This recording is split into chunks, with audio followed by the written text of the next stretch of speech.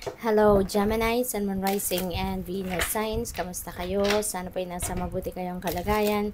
Welcome back po sa Star Tarot. At kung bago kayo rito, welcome din po kayo. Please subscribe, like, share my videos, and leave me a comment kung nakaresonate po kayo. Thank you. Tignan natin ang mga messages and energies ninyo surrounding this week. Current energy ninyo is the Hanged Man. Yung next card ninyo is what to embrace this week. We have the Four of Swords. Ayan. So, siguro, pagod kayo. Ano? Exhausted. So, ito yung dapat ninyong iwasan. Wow. Ten of Pentacles. What to avoid. So, ano ang mga posible na maging accomplishment ninyo this week? We have the Seven of Swords. Ano yung blessings or opportunities that might come your way? We have the World. Napakaganda. Kaya siguro kayo napapagod or napagod, no? Recently. Kasi meron kayong success. Meron kayong pinagtiyagaang tapusin, trabahuin. Talaga, pinagsipagan ninyo to. So, this is, wow. This is the obstacle or the challenge, no? Na po pwede ninyong ma-encounter.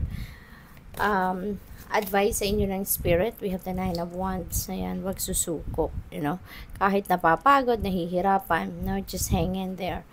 Wag kayong susuko. So, yung bottom of the deck ninyo, this is Three of Wands and this is your theme for the week. So, ano to? Implementation stage. You know, si Three of Wands.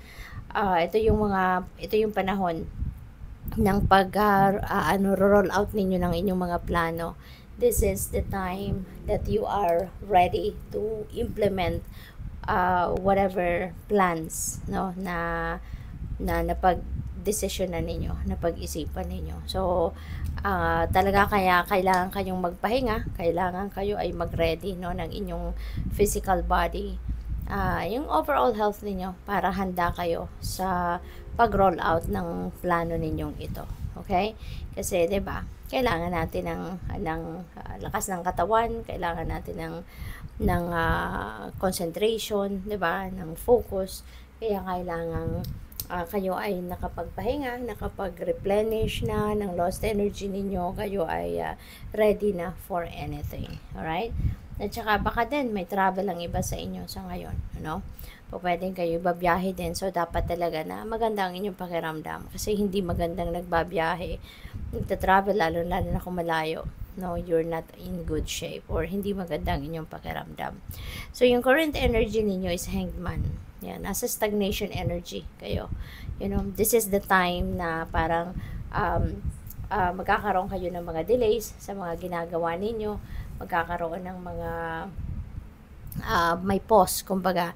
Kasi, ito yung time wherein gusto ng universe na magpahinga ka, gusto ng universe na mag-introspection ka, mag-reflection ka, magnilay-nilay ka. Okay? Kasi, pwede or maaari na ang iba sa inyo dito talagang pagod. You know, Four of Swords.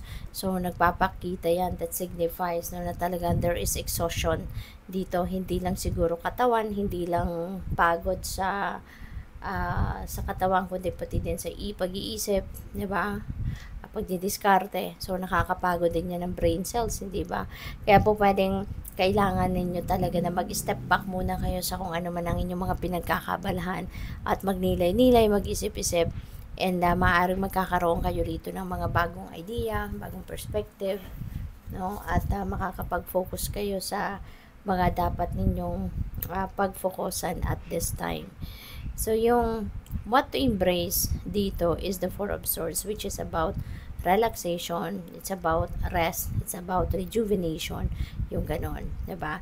So, habang kayo ay nagpapahinga, diba? Habang kayo ay nagninilay-nilay, at the same time, diba? You are healing your body, 'di ba? Pinapahinga mo din, no, yung katawan mo. Pinapahinga mo din yung mga cells mo sa katawan. And that is what you really need right now. Kasi mukhang pagod na pagod kayo, Gemini. Maaaring marami talaga kayong pinagkaabalahan, marami kayong ginawa. Kaya, in order for you to continue, 'di ba, na maging healthy kayo, na continue kayo sa pagtatrabaho, sa pag-perform ng inyong mga responsibilidad at obligasyon, you need to be healthy. Kaya kailangan ninyo ngayon na kunin ang pagkakataon para kayo ay makapag-replenish, kayo ay makapag-rejuvenate and makapag-recuperate. Okay? So, you really need to recharge. Alright? At kapag pagod din ang katawan, 'di ba? Napaaapektuhan din ng takbo ng isip, 'di ba? Parang hindi na nakakapag-concentrate, hindi nakakapag-isip ng maayos, hindi nakakapag-diskarte ng maayos, 'di ba? So ano dapat ninyong iwasan? Sa ngayon, we have the 10 of Pentacles. So, maaari na meron ditong mga unexpected losses, 'di ba? Sa pera, lalo na kung kayo ay nagnenegosyo, or even sa personal money ninyo, kasi baka meron ditong mga taong sabihin na nating mangungutang, 'di ba? Tapos itatakbo lang din yung pera mo, hindi ka rin naman balak talagang bayaran, or talagang ang sadya ng taong ito mangungutang sa iyo pero hindi talaga siya magbabayad, wala talaga siyang planong magbayad, yung mga ganong klase, no?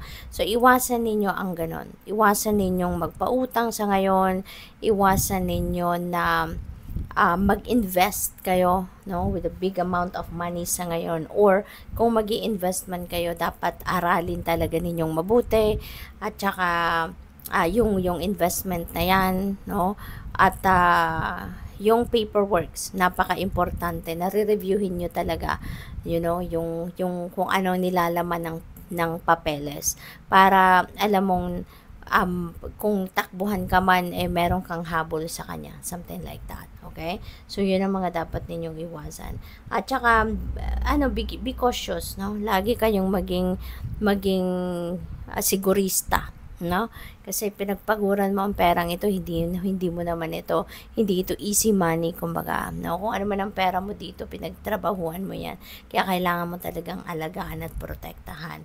So, maging cautious ka sa mga sa mga financial projects ninyo, or sa mga kung ano man ang gagawin ninyo that will involve big amount of money na ilalabas ninyo. At saka, pagdating, kasi 10 of Pentacles is also about family, 'di ba? So, mag-iingat din kayo pagdating sa mga pagmamanage ng kaparehan ninyo for the family, 'di ba? Kasi baka meron din dito mga magkakaroon dito ng conflicts between family members, at ang pagmumulan ay pera, or ang dahilan ay pera. So, as much as possible, iwasan natin yon, no? Kung mayroon mga pagkakagastusan sa pamilya, dapat pag-uusapan, dapat maglalatag ng plano, i-discuss, no, ng buong pamilya, hindi lang ng iisa lang ang magdedesisyon, para nang sa gayon, kapag kung ano man ang mangyari, 'di ba?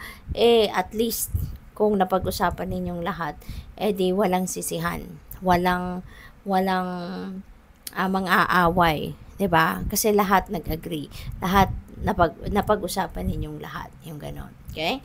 So, yung possible na maging accomplishment dito ninyo is 7 of Swords. Ayan, 7 of Swords, ito energy of liar, cheater, and stealer. Mga manluloko, scammers, mga thieves, mga sinungaling.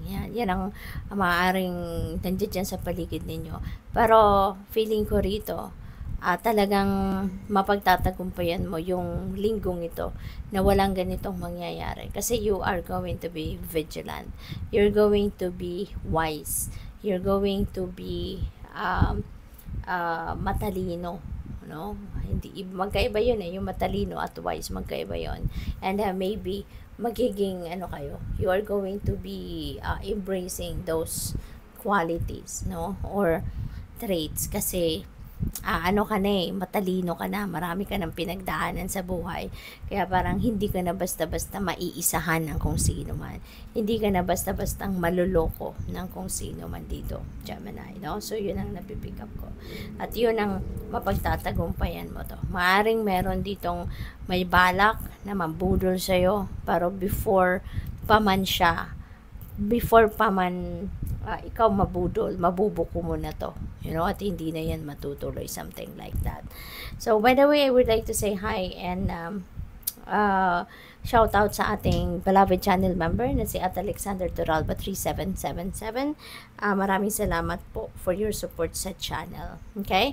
At doon sa mga nagkapag-subscribe na, maraming salamat po for subscribing, and if you haven't subscribed yet, subscribe na po kayo. And please click the join button sa baba ng video po if you would like to register, kung gusto ninyong mag-join sa membership. Yun lang po ang kiklik ninyo sa baba ng video.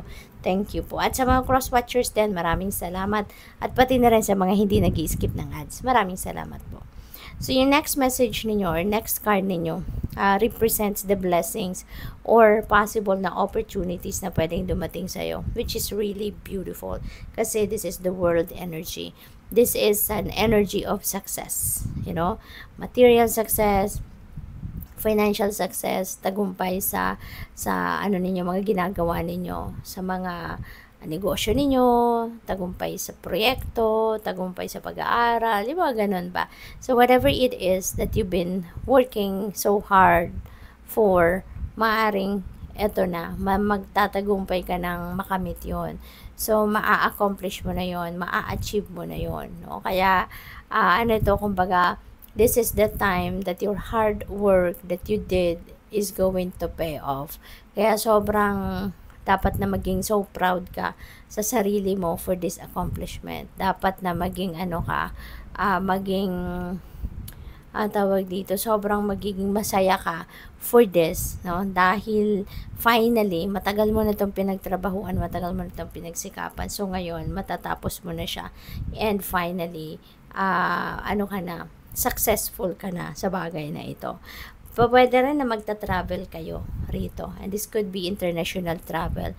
Pwedeng related sa trabaho, baka may bago kang job opportunity. Pwedeng abroad, pwedeng migration ito, pwedeng mag-aaral ka sa ibang lugar, yung mga ganun ba. Or baka magpuput up ka ng bagong business venture somewhere, na kailangan mo pa talagang magbiyahe. Yung ganun. So, pagdating naman sa obstacle, or challenge na pwede ninyong maranasan or ma-encounter this week, we have the star energy. Be careful with what you feel or how you're going to feel around this week. Kasi baka merong pinagdadaan ng struggles or hardship ang iba sa inyo rito. At baka ang nararamdaman ninyo parang nahihirapan or mahihirapan kayo na lusutan ang mga obstacles na to or solusyonan ang mga problema na to because siguro nawawalan kayo ng pag-asa or natatakot kayo or nawawalan kayo ng direction sa buhay, yung parang ganun, kaya lakasan ninyo ang inyong loob instead, kailangan ninyong kontrahin ito, yung negative energy na ito, kasi always remember that there is always hope even if we don't see it, kahit hindi natin nakikita, diba? Pero let's hope for the best possible outcome, kasi isipin na lang ninyo na the divine universe is hindi siya natutulog, lagi niyang nakikita ang lahat, diba? At alam niya kung kailan natin kailangan ng mga bagay-bagay, ano mga dapat na anong mga kailangan natin sa buhay, yung gano'n. Kaya, huwag kang mawawalan ng pag-asa. Kasi talagang hindi natin makikita kung anong ginagawa ng divine, diba? God is always working behind the scenes at ginugulat na lang tayo, diba? Ng blessings, ng miracles. Kaya, yun. So, sana huwag kayong mawalan ng pag-asa. Okay? Ano man ang hardship na pinagdadaanan ninyo, ano man ang troublesome situation na pinagdadaanan ninyo, always remember that walang problema na walang solusyon. Kaya wag kayong, don't lose hope. Alright? Instead, be optimistic, be positive about the things that is happening. Kasi kahit lalim na problema, kahit napakahirap na problema, kung sasabihin mo mahirap, but lagi at lagi may solusyon yon. There's always a silver lining to it. There's always a positive aspect to every difficult situation. And eventually, mahahanap mo din ang solusyon. Okay?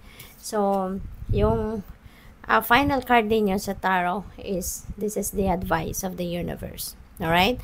This is the advice of the spirit para sa'yo. 9 of Wands. And this is about setting your personal boundaries. This is also about not giving up, no? So feeling ko talaga magkadugtong ito at saka si Star, na huwag kayong susuko kahit ano man ang inyong problema.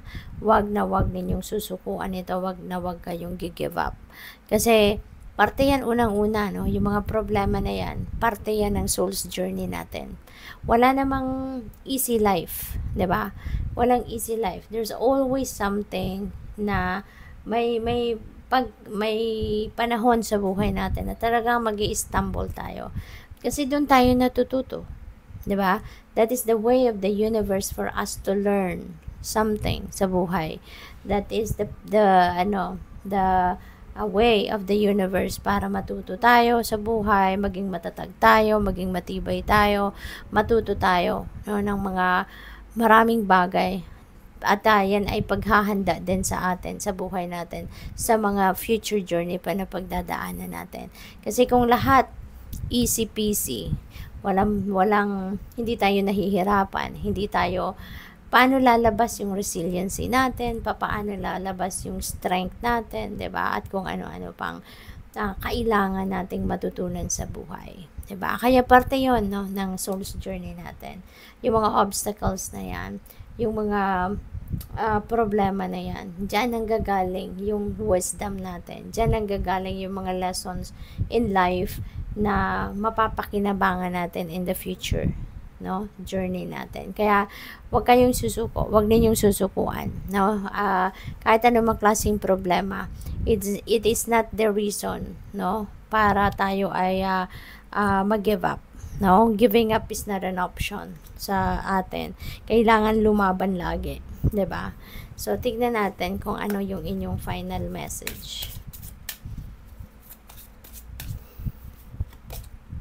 We have open. Ayan, maging bukas ang inyong puso, maging bukas ang inyong sarili. Feeling ko meron ditong opportunities. You know, maybe there are opportunities coming your way. Nasa inyong mga kamay ang susi.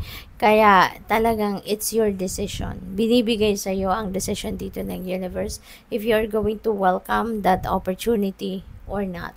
No? So kayo ang magde-decision dito. No, hindi ito yung blessing na kusang ibibigay sa iyo. Hindi ito yung blessing na yung parang wala kang choice, no? Ito na 'yon eh. Gagawin mo na 'to. You really need to embrace this. Ito iba. You are given the opportunity to choose, 'di ba? Kung kukunin mo or hindi. Kung kukunin mo, din kunin mo yung susi, buksan mo ang pinto at papasukin mo ang blessing, ang swerte. Kung ayaw mo, then so be it, 'di ba? So good luck sa iyo. Thank you for watching. Love and light. Namaste.